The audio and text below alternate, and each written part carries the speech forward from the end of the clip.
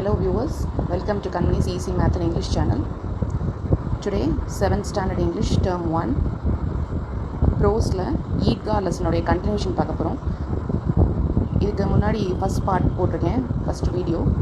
அந்த வீடியோவுடைய கண்டினியூஷன் தான் இது. Next to the sweet shops, there were a few hardware stores and jewelry shops. So அதுக்கு முந்தின வீடியோவில் எதில் முடித்தோன்னா அந்த பசங்க எல்லாம் ஸ்வீட் ஷாப்ஸ்க்கு போகிறாங்க. ஸோ அந்த ஸ்வீட் ஷாப் அடுத்தபடியாக என்ன பார்க்குறாங்கன்னா ஹார்ட்வேர் ஸ்டோர்ஸ். ஹார்ட்வேர்னால் இந்த இரும்பு சாமான்கள்லாம் விற்கும் இல்லையா, அந்த மாதிரி கடைகள். ஜுவல்லரி ஷாப், நகை கடை. The boys were not interested in anything there. So அதில் இருக்கக்கூடிய பொருட்கள் பற்றி இந்த பசங்களுக்கு கவலை இல்லை. இதெல்லாம் பெரியவங்க வாங்க வேண்டிய பொருட்கள் இல்லையா, அதனால் உங்களுக்கு ஆர்வம் காட்டலை. So the walked ahead except Hameed. So ஹமீதை தவிர மீதி நண்பர்கள் எல்லாம் அவனை விட்டுட்டு நடக்க ஆரம்பிச்சிட்டாங்க, முன்னோக்கி நடக்கிறாங்க. It occurred to Hamid that his granny did not have a pair of tongs. So ஹமீதுக்கு என்ன தோணுது அப்படின்னா, அவங்களுடைய பாட்டிக்கிட்ட டாங்ஸ் இல்லை. ஸோ டாங்ஸ்னால் என்னென்னு இந்த பிக்சரில் காமிக்கிறேன் பாருங்க. ஸோ இந்த பிக்சர் தான் டாங். இதை யூஸ் பண்ணி நம்ம பூரி, சப்பாத்தி, அப்பளம் இதெல்லாம் ஹாட்டாக இருக்கும்போது நம்ம கை சுட்டுக்காமல் எடுக்கலாம். ஸோ இதுதான் tong. Each time she cooked chapatis the iron pan burnt her hands. So ஒவ்வொரு தடவையும் அவங்க வந்து சப்பாத்தியை குக் பண்ணும்போது இந்த டாங்கு இடுக்கி இல்லாதனால அவங்க வந்து கையை சுட்டுக்குருவாங்களாம். If he bought her a pair of tongs she would be very pleased. So அவன் என்ன நினைக்கிறான் அப்படின்னா, பாட்டிக்கு டாங்ஸ் அந்த இடுக்கி வாங்கி கொடுத்தால் she would be very pleased, அவங்க வந்து ரொம்ப சந்தோஷப்படுவாங்க. She would never again burn her fingers. மறுபடியும் அவங்களுடைய விரல்களை பேர்ன் அப்படின்னா சுட்டுக்க மாட்டாங்க. It would be a really useful thing to have in the house. So வீட்டில் இருக்கக்கூடிய ஒரு உபயோகமான பொருளாக கண்டிப்பாக அது இருக்கும் அப்படின்னு அவன் நினைக்கிறான். So Hameed stop to look at a pile of tongs at the hardware shop and ask the shopkeeper. So Hameed அந்த கடையில் நிற்கிறான். நின்றுட்டு இந்த பைல் ஆஃப் டாங்ஸ் குவிச்சு வச்சுருக்காங்க. ஸோ அந்த கடையில் கடைக்காரர்கிட்ட கேட்குறான், how much for this pair of tongs? இந்த டாங்ஸ், இந்த இடுக்கியோட விலை எவ்வளோ ஐயா அப்படின்னு ஷாப்கீப்பரை கேட்குறான். The shopkeeper looked at him and replied, it's not for you. அந்த கடைக்கார உடனே ஹமீதை பார்த்து என்ன சொல்கிறாரு, it is not for you, இது உனக்கானது இல்லை தம்பி அப்படிங்கிறார். Is it for sale or not? உடனே ஹமீத் கேட்குறான், அப்போ இது விற்கிறதுக்கு இல்லையா, விற்பனைக்கு இல்லையா அப்படின்னு கேட்குறான். Why should it not be for sale? ஏன் விற்பனைக்கு இல்லை அப்படின்னு அவர் கேட்குறார். It will cost you 6 paisa. So இது இந்த பொருளுடைய விலை, டாங்கோடைய விலை, இடுக்கியோட விலை 6 paisa. Hameed's heart sank. So அவனுடைய இதயம் அப்படியே நொறுங்கி விட்டது. Tell me the correct price, he said. எனக்கு கரெக்டான விலையை, சரியான விலையை சொல்லுங்கள் யா அப்படின்னு கேட்குறான். All right, it will be 5 paisa, take it or leave it. நம்ம கடையில் ஒரு பொருள் வாங்குகிறோம் அப்படின்னா எப்போவுமே பார்கெயின் பண்ணி, அதாவது பேரம் பேசி அந்த பொருள் வாங்கணும். அதுக்கான விலை கரெக்டாக அப்படிங்கிறத 4 கடையில் ஏறி இறங்கி விசாரித்து அதை வாங்கணும். கடைக்காரர் என்ன பொருள் விலை சொன்னாலும் உடனே வாங்கிடக்கூடாது.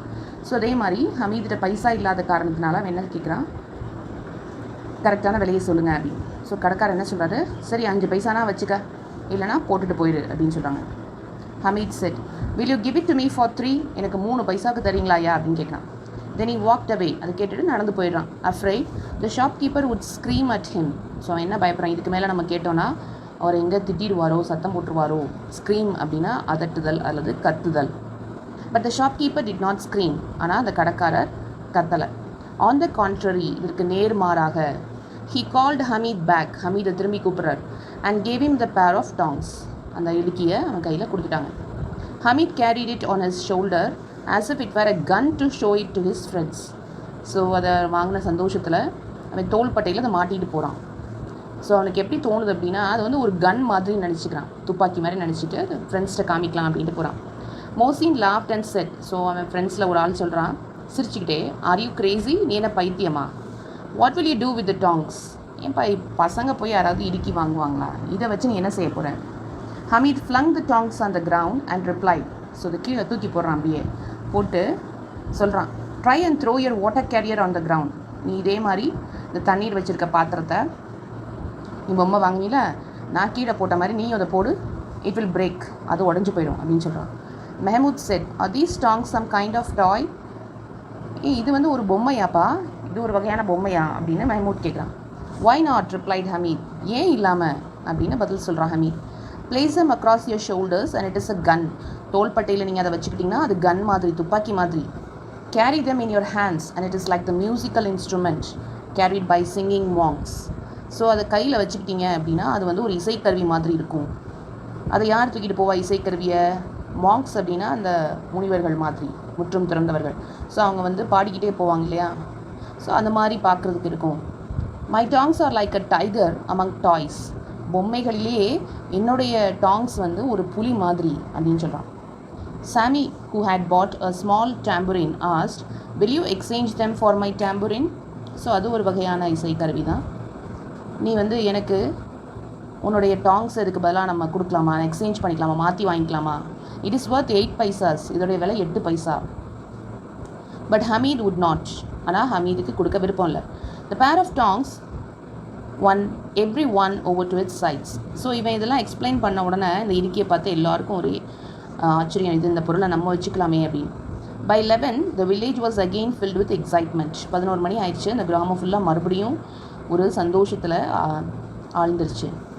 All those who had gone to the fair were back at home. யாரெல்லாம் சந்தைக்கு கடைவீதிக்கு போயிருந்தாங்களோ அவங்களாம் திரும்பி வந்துட்டாங்க.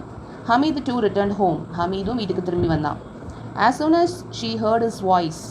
ஸோ அந்த கிராணி இவனுடைய குரலை கேட்ட உடனே ஓடி வர்றாங்க. Amina ran out of the house. வீட்டுக்கு வெளியே ஓடி வந்து picked him up and kissed him. So அவனுக்காக வெயிட் பண்ணிகிட்டு இருந்திருக்காங்க. நம்ம நேரம் கழிச்ச அவங்களுடைய பேரன் வரவும் அவனை அப்படியே தூக்கி அவனை வந்து கொஞ்சுறாங்க, கிஸ் பண்ணுறாங்க.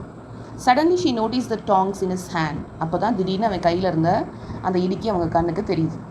வேர் did you find these tongs? இதே எங்கேருந்துப்பா பிடிச்சிட்டு வந்தேன் அப்படின்னு கேட்குறாங்க. I bought them. நான் பார்த்து பிடிச்சிட்டுலாம் வரல பாட்டி, நான் வாங்கிட்டு வந்திருக்கேன். How much did you pay for them? எவ்வளோ ரூபா தம்பி கொடுத்த? 3 பைசாஸ். 3 பைசா கொடுத்தேன். You are a stupid child. என்ன ஒரு முட்டாள் குழந்தையா இருக்க. It is almost noon. இப்போ மதிய நேரம் ஆயிடுச்சு. And you haven't had anything to eat or drink. இவ்வளோ நேரம் நீ எதையும் சாப்பிடவும் இல்லை, குடிக்கவும் இல்லை. couldn't you find anything better in the fair than this pair of iron tongs? இந்த இரும்பு இடுக்கியை விட வேறு எதுவும் நல்லதா, பெட்டரா உனக்கு அந்த ஃபேரில் சந்தையில் உனக்கு கண்டுபிடிக்க முடியலையா அப்படின்னு சொல்லி அந்த பேரன் பசியோடு இருக்கானேன்னு அந்த வருத்தத்தில் அந்த பாட்டி சொல்கிறாங்க. Hameed replied in an injured tone. So அந்த பாட்டி திட்டாங்களேன்னு அவனுக்கு மனசு காயப்பட்டுருச்சு. ஸோ காயப்பட்ட சுதியோடு சொல்கிறான். You burn your fingers on the iron pan, so I bought them. நீங்கள் எப்போ பார்த்தாலும் உங்கள் கையை அந்த இரும்பு பேனில் தவாவில் சுட்டுக்கிறீங்கல்ல, அதனால தான் நான் அதை வாங்கினேன். Granny was deeply moved by Hameed selflessness. இது கேட்டவுடனே அவங்க அப்படியே மனம் நெகிழ்ந்துட்டாங்க பாட்டி. பேரனுக்கு எவ்வளோ ஒரு நம்ம மேலே அன்பு இருக்குது. செல்ஃப்லெஸ்னஸ் அப்படின்னா தன்னலம், சுயநலமற்ற ஒரு பேரனுடைய அன்புனால அவங்க மனம் வந்து மகிழ்ந்து போச்சு, நெகிழ்ந்து போச்சு.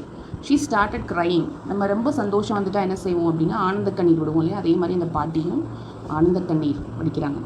For the wretched woman the pair of tongs was as precious as sacks of silver. So wretched அப்படின்னா அன்ஹாப்பி. ஸோ ஒரு சந்தோஷமற்ற ஒரு பெண்ணுக்கு, வயதான பெண்மணிக்கு இந்த டாங்ஸ் இடுக்கி வந்து எப்படி இருந்துச்சு? ப்ரெஷியஸ் அப்படின்னா வேல்யூபிள் அப்படின்னு அர்த்தம். அதாவது ரொம்ப விலை உயர்ந்த. எதுக்கு ஈக்குவலாக அவங்க கம்பேர் பண்ணுறாங்க? As sacks of silver. ஒரு மூட்டை நிறைய, சாக்கு மூட்டை நிறைய வெள்ளி கொடுத்தா எப்படி இருக்கும், காயின்ஸ் கொடுத்தா எப்படி இருக்கும்?